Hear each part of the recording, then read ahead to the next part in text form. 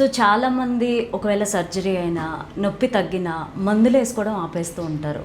And as యూజువల్గా వాళ్ళ లైఫ్ని లీడ్ చేస్తూ ఉంటారు, జిమ్లకు వెళ్తూ ఉంటారు.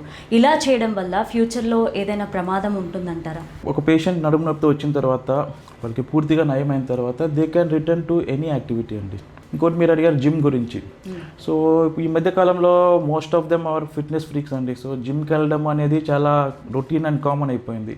సో ఈ జిమ్ వెళ్ళే వాళ్ళందరికీ నా సలహా ఒకటే అండి. సో మీరు జిమ్కి వెళ్ళండి, మీరు ఫిట్నెస్ పెంచుకోండి, ప్రాబ్లం లేదు. కాకపోతే మీరు ప్రాపర్ వెయిట్ లిఫ్టింగ్ టెక్నిక్స్ అనేది అడాప్ట్ చేసుకోవాలి. ఇప్పుడు చాలామంది ఈ ట్రైనర్ లేకుండానే ఈ డెడ్ లిఫ్ట్ చేస్తూ ఉంటారు. వాళ్ళలో ఈ డిస్క్ హర్నియేషన్స్ లేదా డిస్క్ ప్రొలాప్స్ అంటారు కదా, అది చాలా కామన్గా ఉంటుంది.